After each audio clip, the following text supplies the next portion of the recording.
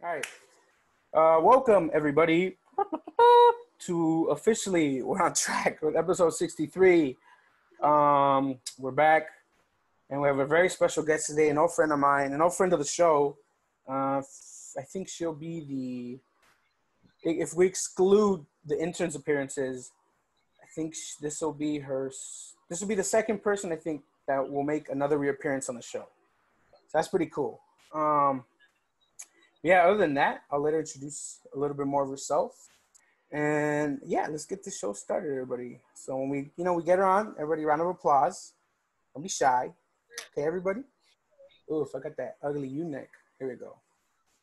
I should have worn a black t-shirt. It looked better on me last week. Oh, here we go.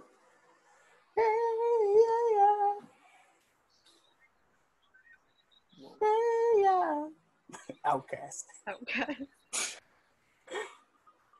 Oh, everybody, round of applause. Yeah, for a special guest. Can you hear us? Are you good? You can hear us? Okay, yeah. Awesome. Well, ladies and gentlemen, today's guest is Shantelle Cuevas, whom I met, I don't know if I used it correctly, that word, whom I met in the University of Syracuse, in that area. And yeah, we actually shot a podcast together just about 2 years ago. So, but to catch up, Shantelle, since the last time we spoke on the show, what are some big changes that has occurred? Before I throw it up to these guys, because I know they want to know more. Well, I have a dog. I have 2 dogs and a cat from the last time you've seen me. But what specifically what changes? A lot happened. I guess overall, well, you know what? How about this? I know the rest of the gang has questions. Yeah, you know what? Yeah, go ahead. I'm gonna lay it off to the rest of the gang, and y'all can ask questions. Oh, here we go. All right, cool. First question I'm gonna ask: what is it that you studied there at Syracuse? I studied biology forensics. Ooh. And what did you want to do with that? Because I know you took a different career path from that. Yes, I did. I wanted to be a crime scene investigator, which is basically the person that comes into the scene in the field and basically is in charge of the body and takes it to the medical examiner. So I was going to do that, but change of plans, senior year.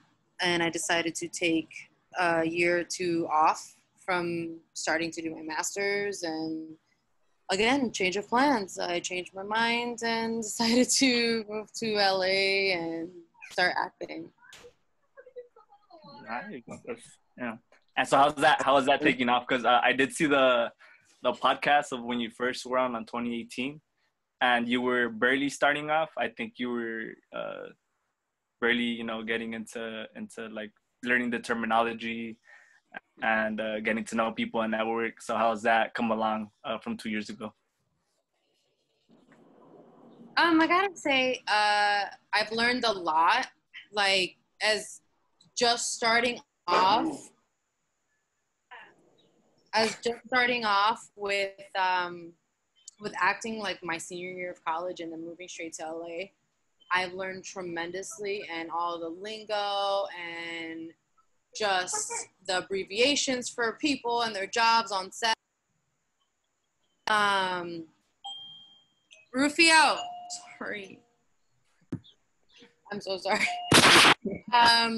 So just learning the lingo and everybody, and I'm actually shocked and impressed with myself that I've learned all this in the span of 2 years, and still I am working as an actor and continue to work and continue to film. And me and my boyfriend were both actors. We made our own production company, and we film for other people with their scenes and other actors. And he's a writer as well, so he makes things and we film them, and it's just, we're doing great. Like, in the matter of, I would say, 2 years, it's going great.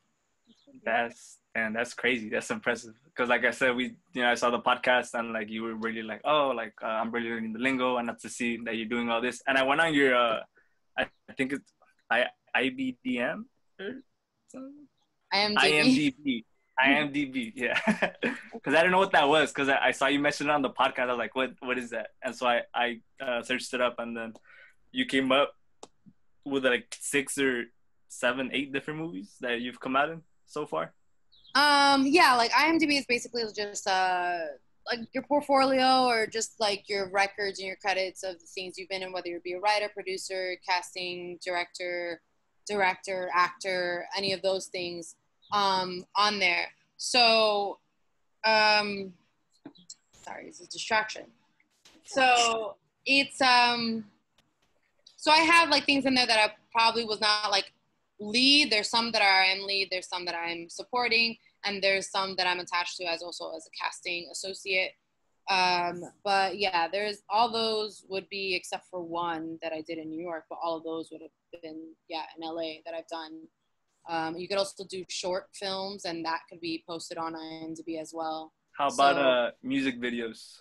Music videos as well. If it all depends if the person that made the music video wants to then make a poster for it and make it and put it into IMDb. Okay, because I did see when I searched up the podcast or our podcast on the bottom of the video that you come out in, a music video that you came out in popped up, and I was like, oh, that's crazy. And, wow! But I didn't. It was what's it called? It's called Young L3X featuring Sierra Keisha Story. Yes. So that was probably like, I think that was the first project I actually did in LA. I moved maybe like 2 months in, and that was the first thing I got. And I was like, yeah. My mom was visiting in the midst of it, and she was helping me move. And I was like, yeah, I got something. And she was like, oh, okay, like go for it. And that came on. I've gotten it was a lot of recognition from that because he had a lot of following on YouTube. But yeah, it was really good. Oh, sick. I wanted to ask something else. What was it? As Lewis would say, I got a brain fart. Oh, so you said you didn't have an agent, back then. How did you make that move to get an agent? Did you have to look for someone yourself, or did someone come like to you and like, oh, I want to represent you?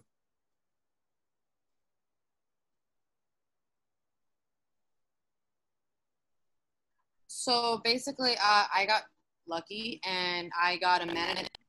My friend had invited me for like a manager, and he was like, "Are you represented?" And I said, "No, I'm not." And he was like, "Well, now you are." And I was like, "Oh, okay." And so through him as a manager, he ended up getting me meetings with agents. And I had like maybe 2 or 3 meetings with different agencies. And I finally signed up with one. And so I have an agent. Oh, man. So what's the difference between the manager and the agent? The agent gets you roles, right? And what are the managers? Yeah, basically the manager is like, some people keep their managers like for life. They manage basically their life and like the trajectory of it. And like you tell them, hey, I want my career to go kind of this way, and they follow that, and they be like, okay, that's the vision you want to go. Like, so you got to have really good people on your team and that really respect your vision and how you want to lead it. And then the agent is, you can switch agencies like crazy, because obviously the more famous you would get a more well-known agency, and they would book you the more like serious roles, like later on, like Marvel or like Netflix things. So right now, my agent is just like trying to book me like commercials, because I'm also like, I'm still non-union. I would have been to SAG this year, but the whole Corona and pandemic kind of slowed it down. But I guess it's for the best, because I'm still getting booked on non-union things. So I guess things happen for a reason. What is that? What's SAG? Because you also mentioned it on the other podcast, and I had no idea what it was. So it's basically the Screen Actors Guild, and it's like the legit version of like, I am an actor, as you would kind of say. There's an entrance fee, but you would need to basically work on SAG projects or like official projects. There's like several ways to get it, but one of the ways is working on a SAG project. And as long as you have lines, then you could be considered as a SAG actor, but you would just have to pay the entrance fee. And then you'd be SAG for life. Pay your dues every year. Oh man, that's tough. That's a lot to do. Yeah. Let's see. Yeah, y'all could jump in too. Y'all don't have to wait for Yeah. I don't fight. Yeah, no, I haven't jumped in because I obviously talk a lot. So I want to let you guys kind of, ask you questions, curious, whatever it is. But it's funny that, that you brought up SAG, because I was going to ask too, like, because I've Googled it before and I'll YouTube it, but I've always wondered, like, what exactly is it? So, but to hear, so I was going to ask it, but Bruce asked ahead of it. But yeah, it's great. But I guess I was curious to know, like, obviously you hear of these actors' journeys, right? Of like, getting that agent, getting that manager. But I wanted to ask you, do you feel that, the current access to social media, being able to put out stuff on your own, does that definitely help? Would you say that helps you in your career and others who are also on that same journey starting off? I say yes, it definitely does, just because of the climate that we're in, that everyone is on social media and it's like an addiction to maybe 90% of the population. That people just like instinctively just be like, hey, let me check their Instagram, or let me see if they have a following on YouTube or something like that. So I've even gotten on projects where I've worked on, and the directors don't even have to tell me this, but they'll tell me like, hey, during your audition, we were stuck between you and another person, and I checked your Instagram and you had acting videos. And luckily I had acting videos at the time that I had put up self-tapes on my Instagram. And she was like, and I proved to the producer, like, hey, look, she can act, let's take her. So like that helped my case in a sense. So I would say, yeah, for any actors or anybody considering it, it's really good to just have that on every platform that you have, to just have little bits of basically your reel or your talent, so that people can see it at any time. Because even if they're not looking for it, they just happen to come across it and they're like, you know what? I was actually thinking for a role that she could fit in, and she's a great actor. Okay, let me put her in. So yeah, it definitely helps. Oh, cool. And so that reminds me, because I remember I asked you the first time you came onto the show, I had asked you, if you had any like, not necessarily like just funny audition stories or whatnot, but obviously then you were just starting off.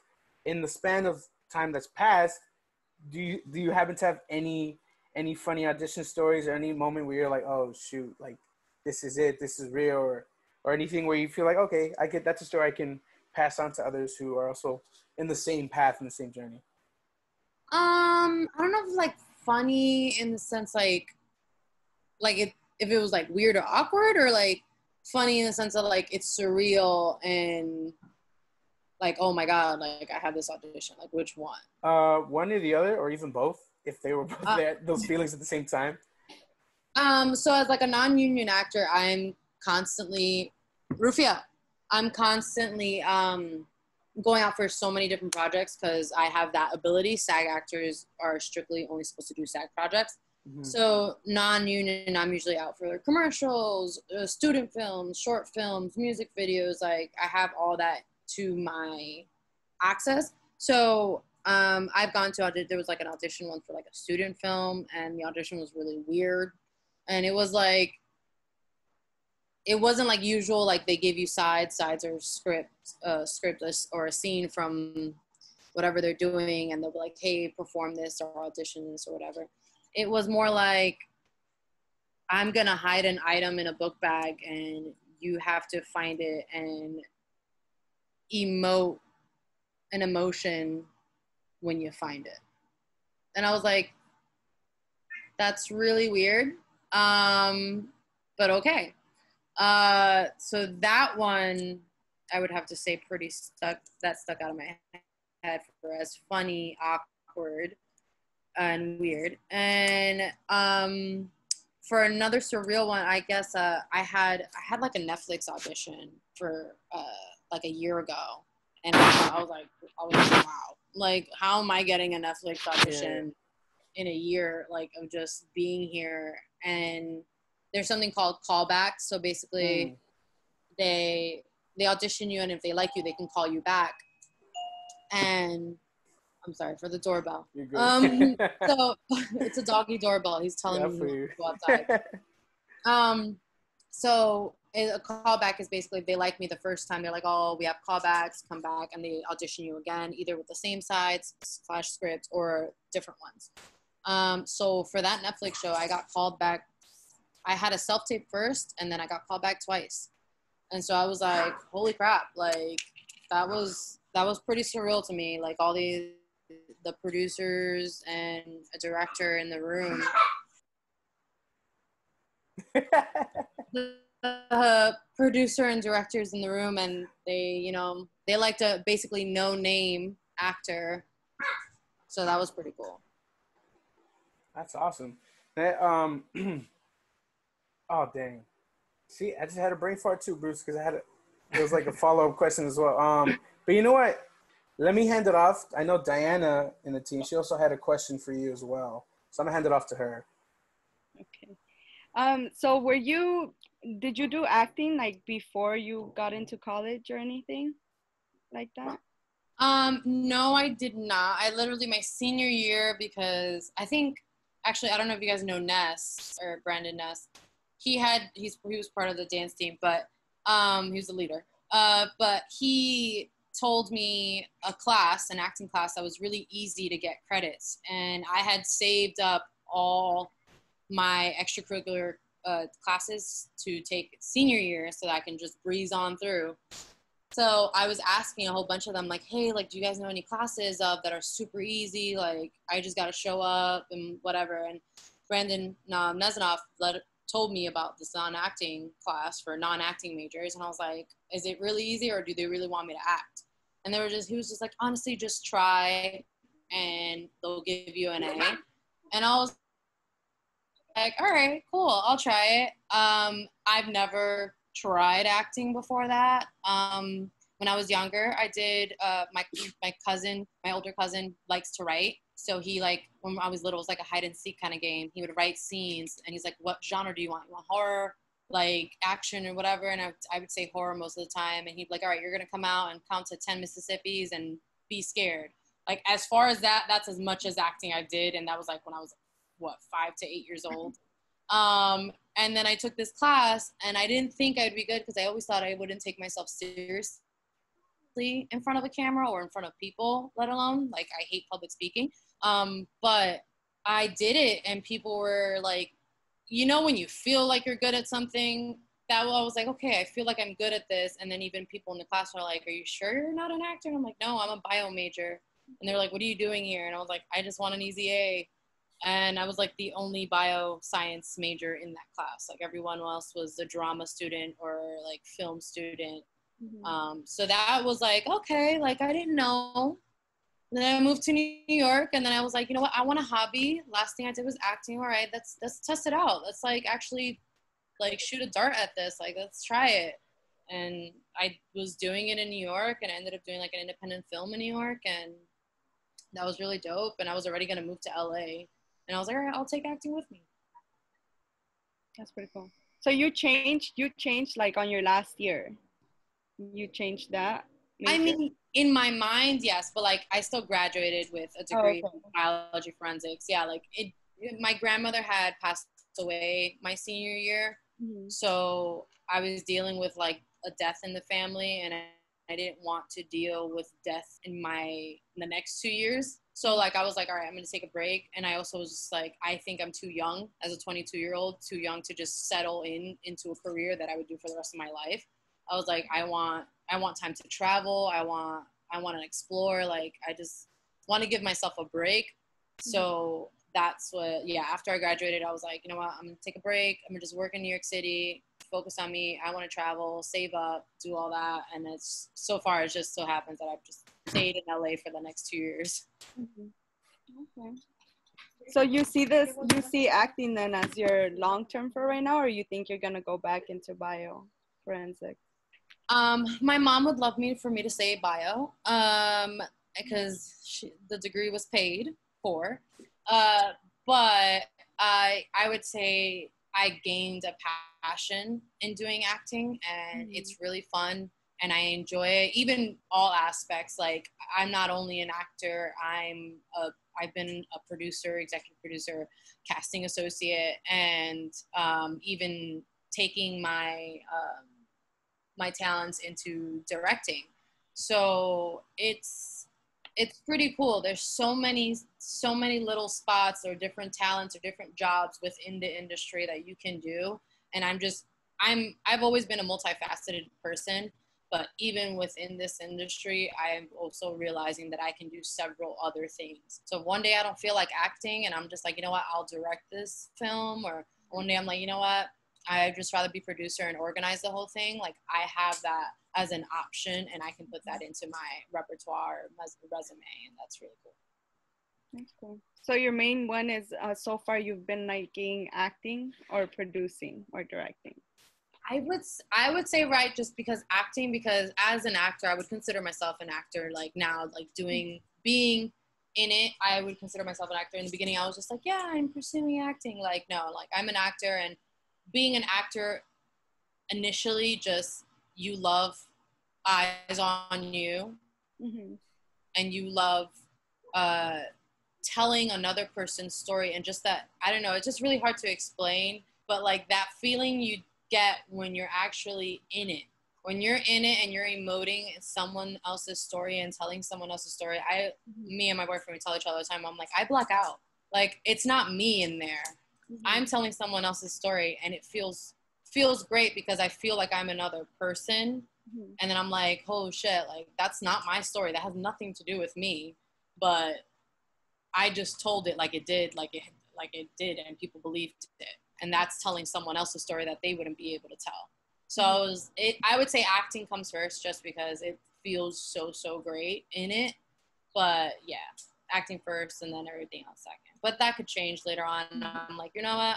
I'm done with acting. Too much emotion. I'll go on to the next one. Yeah, like, does it ever get to you? Like, I don't know, like in actors, it seems like they play those like rough scenes. Like, has it ever gotten to you, like super emotionally? I would say like while there has been scenes, so like in acting class, I'll take acting before this pandemic started, but I had acting class every Monday in person, and we would have every other week would have a scene assigned to us, and sometimes I'd have a scene where it needed me to become really, really emotional, and I will always get doubtful that I couldn't do it because I was thinking about me instead of the role. And then once I've let go of that part, and I was like, you know, the role comes first. This is that person's story. It's not mine. So I shouldn't really like think too hard about it. In that sense, when you're in it, it's not too much, but when you come out of it, you're like, you do feel it, but you come out of it. You're supposed to come out of it. Unless you do some kind of role like what Joaquin Phoenix did with Joker, like something like that. That's on some, like, you're in that role for months, and that will take a toll, which will give you some time to get out of it. And that's why it's not really suggested for you to do roles like that in a row. You should like take some time, do that role, and then do like a funny comedy movie next or something, like to get you out of it. But there's actors that do several roles in a row like that, and they just, something doesn't click. It doesn't come back. They don't come back fully, because every role sticks with you. Once you do them, like, it's in your utility belt and it sticks with you. Like, you can literally almost pull it out every single time. So it's, yeah, I would say it gets to me in that moment, but I can get out of it because it's not very long. It's a one scene kind of thing. So it's really good. Okay. Yeah, I was always curious about that. How about physically? Because I know that in the other podcast, you said that you would like to do your own stunts. Like, have you had to do any of your own stunts where you actually end up getting hurt? Well, I haven't gotten hurt. So that's great. I did explain to my manager that I did want to do my own stunts, but he was just like, you would need like a stunt agent and manager. And he was like, I really don't suggest that because then you'd become a stunt actor and they won't see your face. You're just going to do the stunts. And I was like, no, but I want to be the actor that does their own stunts. And he was just like Tom Cruise kind of thing. He was like, well, I don't suggest that right away because, that's really dangerous and you could lose your career just like that. And it's never even started. And I was like, okay, cool. So like little baby stunts I did do. I don't know if I have it on my IMDb. I think I do, where there's a green screen behind me. And I have it on my Instagram, but I was doing my own stunts, but it was very minimal. It was just running on a treadmill with a green screen behind me. And then I had to jump on some pads. Like it was on a roof, but I had to run and jump and like do like not like a front flip, but like a front rollover kind of thing. It wasn't big. I've always been pretty athletic, so I've never really had a problem with doing like small stunts like that. But I've not hung off a helicopter yet or ridden a motorcycle or any of that cool Would stuff. you want to get to like a status of like Jackie Chan where he like, jumps, flips, and like I think anybody can get like Jackie Chan. Jackie Chan has literally broken every bone on his body. But I don't think that would be smart for me, especially as a female, to look that if like so happens my face just cracks open, guess what? Career done.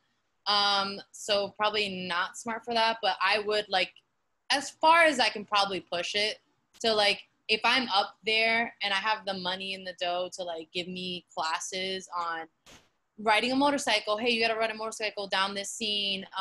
It's going to do all this, but then we're going to switch to the stunt coordinator where they're going to do the flips and all that. I'm like, oh yeah, no problem. I'll ride the motorcycle first. And then you switch to the stunt actor and do all the flips and stuff.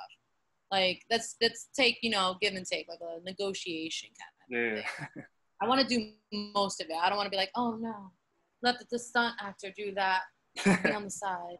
Yeah.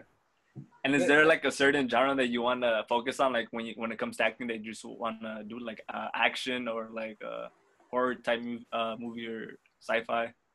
In the beginning, I believe in the beginning when I first did this in I said action, or when I first moved, I did say action, and I still do. I still love action. I would love to be like in a Marvel movie. That'd be freaking great, like as a superhero. But as living here longer and just getting to play with all these different roles, I want to do it all. Like I literally, me and my boyfriend will see like movies like every day, and especially during this pandemic, and we'll see like a horror movie and we're just thinking about it as actors and watching it like an actor would, and we're like, how fun that would be to film. I'm like, that would be so much fun to film. Like you're thinking of all this, like the VFX and all that stuff. Like it would be so cool because now we also are getting behind the scenes of filming, and so we're putting all that into like aspect, and it's so freaking cool. So I'm like, yeah, I would do a horror film. Like I would so be down to do a horror film, and then I'd be so down to do like a romantic comedy, or so be down to just do straight comedy, like raunchy comedy. Like that would be so freaking hilarious. Take so long to get a single take, but it'd be so freaking cool. And so like I would love to do it all. And going back to you taking you said you were taking acting classes. Did you ever take any like improv classes? So basically in my acting class, like it does it all. Okay. So it switched. There's something called cold reads, which is basically you don't know what you're going to perform until you get there. So it's just like, like just cold, like you're like, oh, okay, read it real quick. Okay, now I can perform it. So every other week we would either get a scene assigned to us or it was a cold read. So we got the scene right when we got to class and we read it for like 10 minutes, and then we'd have our class and then we'd perform it at the end of class. And then we would also have improv with our exercises. So before we perform at the end of the class, we'd always have exercise in the beginning of class. And there would be some exercises would be improv where he'll pick a couple people and he's like, all right, your scene is you're this place, this setting, and you're discussing this thing, go. And you can play with it. You can make up a character. You can put an accent to it, like everything. And, So that was really cool. It did everything. So when it comes to auditions, have they done have they made you do cold reads, or what was it called? Cold reads. So not very often, but you sometimes get it. I feel like when I first moved here, I think I got it more often than not, and then sooner or later it just became more self-tapes and more of them giving me the sides ahead of time. But in the beginning, yeah, I felt like I got a lot of cold reads, but I wasn't in the acting class yet, so I didn't practice cold reads a lot. Yeah. So I was really nervous with all that in the beginning. But luckily the cold reads weren't that long. They were like a small paragraph, and I was always pretty good at memorizing just because being bioforensics, I memorized a lot of information in college. So Yeah. I guess that also helped too. And I'm also very good at like just also improving, just naturally. Like if I feel myself like about to eat shit during the audition, I'll probably just improv and something comes out of my ass and I'm just like, oh, okay, yeah. And I'll just spit fire. And then I'm like, I don't even know what I said, but there. Cool. Edward, I'm sorry to interrupt, Bruce. I know you have a lot, but I just want to make sure, if Edward had a question or two he wanted to ask as well. I guess because you've lived in the East Coast and West Coast, what's like a big difference between both sides that you've noticed? Well, I would say the people is probably the first. Well, the weather is probably the first. But the people is a very strong one because I'm adaptable, and I even being, because I usually am, as job-wise, I'm a bartender, so I come into contact with a lot of personalities, and I can adjust quickly and just know what's the right words to say. But I guess coming from New York City, where everything is really blunt and straightforward and very frank, and it's not everybody, no one's really sensitive and then I moved here, and then meeting, I don't know, because I never lived in like another state, like far away by myself. So I guess I wasn't expecting it. And just like meeting people and like experiencing, especially probably with actors and in the industry, there were a lot of sensitive people, or like I happened to say the wrong thing almost like all the time. And I'm just like, I don't even know what I said. And I'm like, I'm sorry. Like, I don't know. So I had to catch my tongue a lot and like take a step back, think about what I'm going to say before I said it. I would say that's the biggest thing. So I've definitely conformed since then. I mean, I still catch myself a couple times where people do get hurt, and especially during this pandemic where people have stayed home most of the time and they haven't been seeing people, they've become extra sensitive. But yeah, I would say the people and the weather, and that nothing's open after 2. Where do you like it more so far? That's really hard. People ask me all the time. If it was up to me, I'd live 6 months here and 6 months in New York.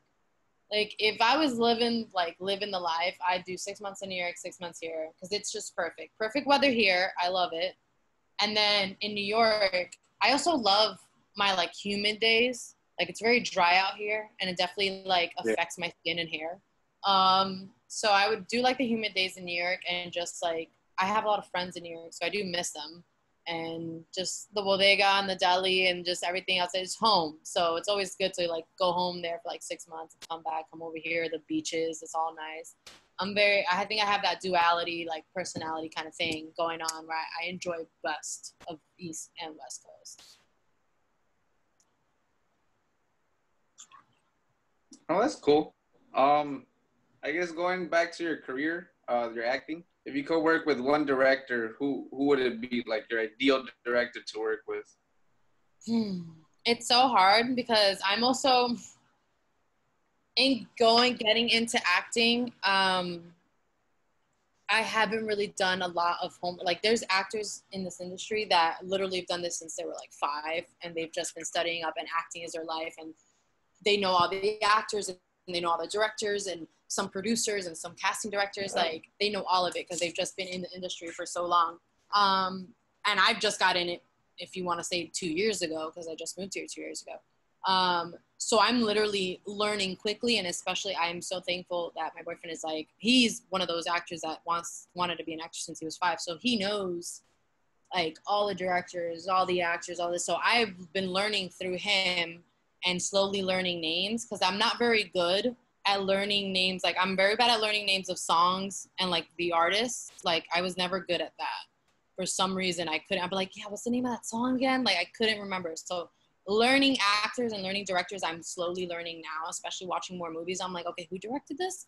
I'm like, okay, cool. Like I'm doing my homework now, which is really good. But I would say if I, by the top of my head, there'd be 2. It would be Quentin Tarantino, even though sadly he's not doing any movies right now, but I think he's going to do another one. But Quentin Tarantino, just because I love his movies, even though some people might find it cheesy and corny. I love how gruesome they are, and just action, and just the way he films. It just looks like comic booky kind of stuff. So I would love to be directed by him. And Steven Spielberg, just because he's like a freaking OG. And I'd be like, hell yeah, like put me in one of your movies. Like I'll be background. Like I don't even care. Yeah, did you say just directing, right? Director? Yeah, just director. If you want to add in like an actor you'd like to work with, that'd be dope too.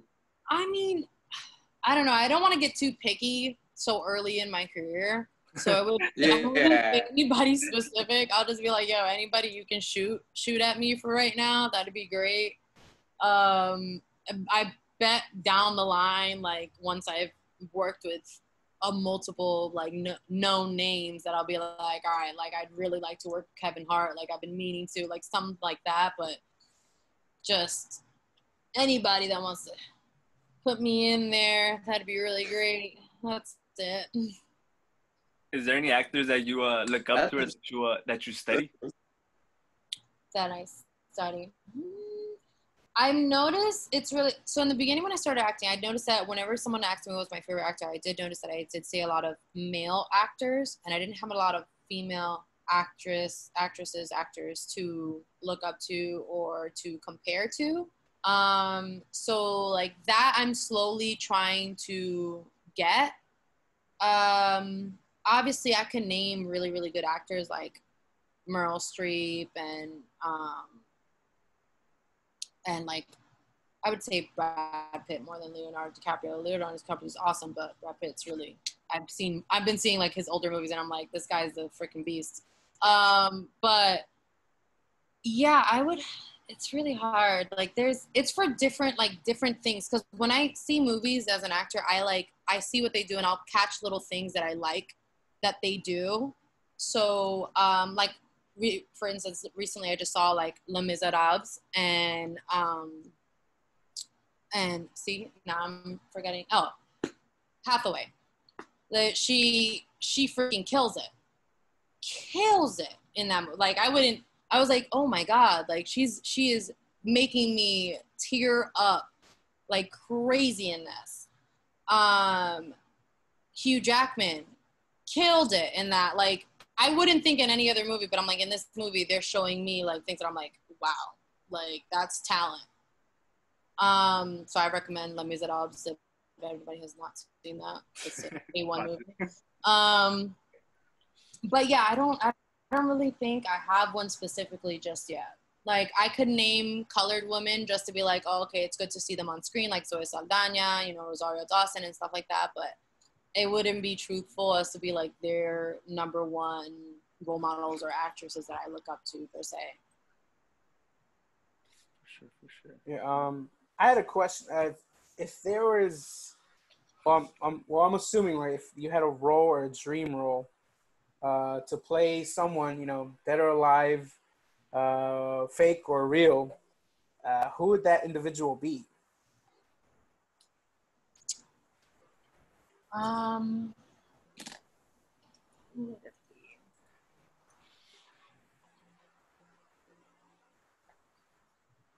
The greatness of this podcast depends on your answer. No, I was like, got off guard with that one, dude.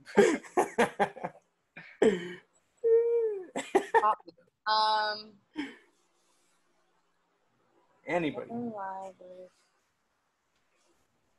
Oh, Just freeze. Okay. You said dream role? Yeah, if there's a role, you know, like whether it's a real person or even a comic book or whatever it is there a role where, you know, one day you're like, you know what, I'm ready for this and I want to take this on, and they just, you know, here you go.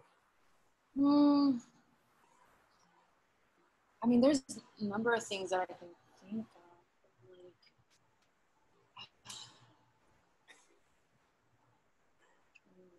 This is what I do. I get the mind working. I mean, I've gotten several times that I look like Meghan Markle. Oh yeah, I remember that. That would probably be like, in the sense of like a biopic and like someone that actually I look like that will forever be remembered. And like, if she ever were to die, I mean, everybody dies, but like, if she were to die, they'd look at the movie that I'm in first. So that would be pretty dope. As far as like, you know, like, I mean, honestly, my dream role would probably be like a role like specifically made for me. Like if it was like on some like Marvel, like I think of superheroes like that first, like as in dream role. So like if it was literally a superhero that they drew up and they made it up just for me, and I'd be like, yo, A1, this is dope. And it becomes really famous, and there's little kids that have my little action figure, and I'm like, yeah, I just started a revolution, or like some new superhero that awesome. I've heard of. Like I got my own Comic-Con little stand. Like this would be that would be really freaking cool. So like I'd say that. Man, see, that's first Dominican superhero female. See, yeah, that's the thing. Like obviously, a lot of people they find something, but I don't know if it's to kind of be like humble or something, but you very few times hear somebody say, oh, like the dream role is a role written for me, like made for me. So that's cool they said that. So it's like, yeah. But I think also, honestly, I think I don't know about a lot of actors probably won't think of it, but I think they'll, once they hear it, they're like, oh yeah, you know what? I think that's actually my dream role. Because I think a lot of actors would just love that. Like they just would love a role specifically made for them, because they're so busy acting other people. Yeah. That it's just like made for them to act. Like it's just like, okay, hold up. Now I can get creative. I can play with this character. Like this is my character. Like I can give it whatever I want. Like it's not someone else that I have to play to a T, that if I get it wrong, people are going to scrutinize me or something. Like it's your character. Like that's awesome. Yeah, no, definitely. But yeah, so it's cool. Oh, no, go ahead, Bruce. Would you do a voice acting? Oh. So I've gotten like, whenever I meet new people or like I'm in an event or something, I've gotten people that are like, you have a really cool voice. And I'm like, okay. And I'm like, there was like, is that your natural voice or are you like sick? And I'm like, no, it's some kind of like raspy voice. I'm like, well, thank you. I don't really know if that's a compliment or not. And they were just like, no, it's good. It's good. It's different. Like that's really cool. You should really think about voice acting. So I've gotten that so many times where I'm like, yo, maybe I should like actually put my hat in the ring of like voice acting and stuff. I have gotten like a couple auditions for voiceovers, but they're not a lot. Like I could probably count like on one hand how many voiceover auditions I've gotten, because I would need a voiceover clip on all my websites in order, to really actually properly submit myself into these auditions. But I haven't made one, because I'm like, what do I say? Like just start speaking and just be like, hi, my name's Shantelle, and like say it in different ways that I can say it. Or I can't really do different voices that much, but I think that's just my natural voice would just do enough. But I don't know. Yeah, I just thought that question up because since you talked about like maybe becoming a Marvel hero or something, and I know they made the Spider-Man Spider-Verse. And I mean, that's voice acting, and you're still a hero. So I was like, if they would make it, too. I mean, yeah, I would do it. Like, I'm not gonna shoot it down. Yeah. But yeah, that would actually be really cool. I never even thought about that. Like as a cartoon, I mean, that'd probably even better, because honestly, that probably get more of a fan base, just because there's just little kids everywhere, and that's a really big fan base.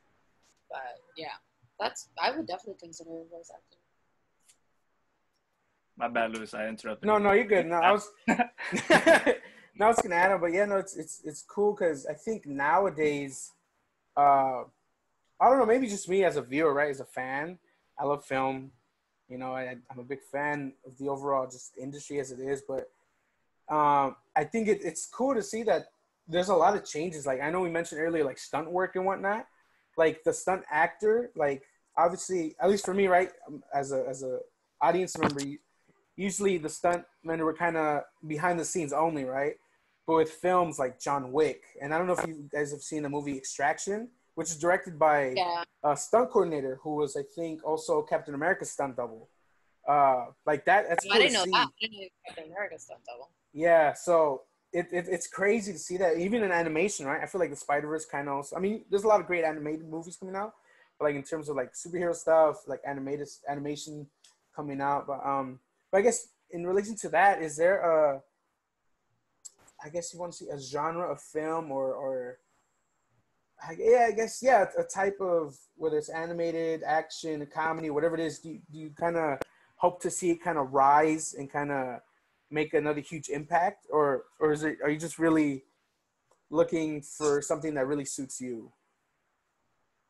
I think let me reiterate that because I had a brain fart myself as I asked that.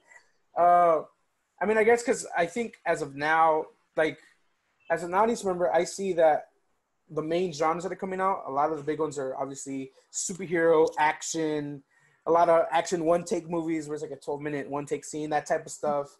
Are you feeling that current wave, or are you kind of waiting for something else to kind of take over, or are you like with the movement right now? Honestly, like I said, I'm a new actor and I'm an unknown name actor, so I can't really be picky. I'm with whatever wave they want me to be in. Right? Yeah. But if I was to be like honest and say like they are losing a lot of their magic in the industry right now, with as in actual actors acting. Because I like, even with being the pandemic and all this, I've been watching also a lot of older movies, and it's different. It's different compared to the movies now. Like it's a lot of like slow, letting the actors act, a long pause to like have the camera just sit on them, and just like it's very, a lot of it is acting even without words. Like it's dope. Like it's very different, and I don't know if any directors are really gonna make movies like that anymore. I mean, obviously there's new directors everywhere, and there will be like coming up. So maybe in the future, but right now, obviously there's a lot of like directing that it's a lot of action, and they got to keep the audience entertained. And every 3 seconds, the scene has to change, or there has to be something moving. And as actors, we're just like, whatever gets us work, awesome. But also it doesn't give us a lot of room to play. So I really would like to see in the future in the industry for directors to actually make a really good movie where it's like intense and it lets an actor play and be real and lets us use our talent. But honestly, I mean, whatever gets us work. Right? Well, before, I mean, when you're having fun, time flies. But before we let you go, I wanted to make sure I wanted to check if anybody else had any further questions or comments or concerns. I have a question about traveling. Were you able to travel? Because I know you said that back in 2018 you wanted to travel. Did you ever get to? Well, now I have 2 dogs and a cat. Yeah. So it's kind of like having kids.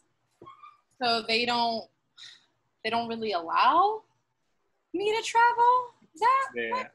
Like literally in like December for Christmas, we're gonna have to like road trip in the car because we can't take all 3 of them on a plane. So that kind of sucks. So I can't travel right now, but if it's for acting, I'm sorry, I'm leaving them with someone. But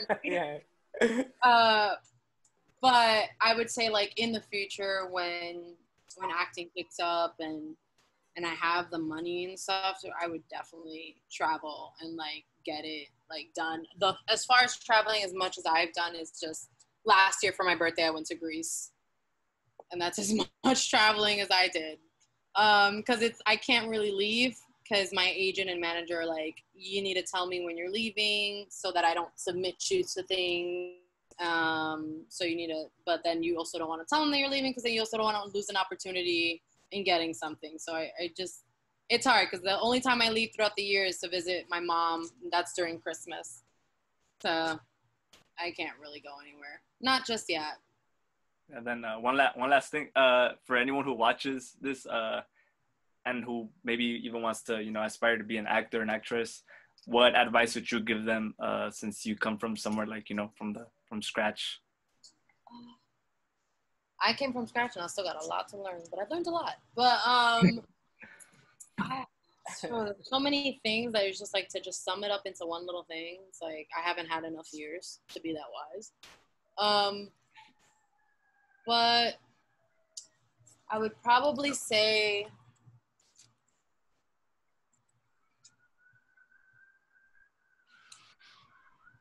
just keep going.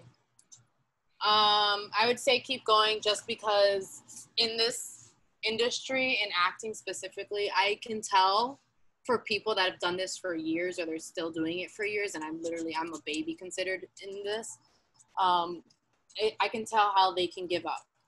And I can tell how easy it is to just give up. But sorry, give this a second. Okay, I can tell how easy it is to give up, and I can tell how much it could dawn on someone, and to get into like depression and just like constantly not being told directly that you're not enough, but basically kind of being told that you're not enough by not picking you. So I would say just don't give up, keep going, because it's the people that don't give up that actually make it, and they get the opportunity to do something and be in something. So yeah, just keep going, even when you don't feel like it. Keep going. Awesome. All right, now I'm done with questions. Yeah, but again, before we let you go again, anybody else? Any final questions, comments? No, we're good. All right, all right. Well, to bring it full circle, or to bring it, yeah. Which is funny because I actually went back to review the last two podcasts, and I realized like 5 minutes of it was me trying to figure out. On the podcast that I shot with Shantelle, it was me trying to figure out how to say to bring it full circle. I kept saying bring it round, bring it to a circle. That's just an insider joke. Bring it full circle. Yeah, bring it full circle though. But yeah, before this, is there anything you want to plug in? Anything you're working on? Anything you want us to share, or you want to share as well? Right now, okay. Right now, we are working on. Right now, we are currently filming the web series that my boyfriend has written and that I will be starring in as well. But I'm also executive producer, first AD in it as well. So we're in the midst of doing that. We just did our 3rd day for the pilot. Ooh. We still have a couple more scenes to film, but it's on Instagram as bound.series. And it's gonna be super dope. It's about sex trafficking, and it's shot as a drama, and it's gonna look great. I'm also will be editing it, but yeah. Oh yeah.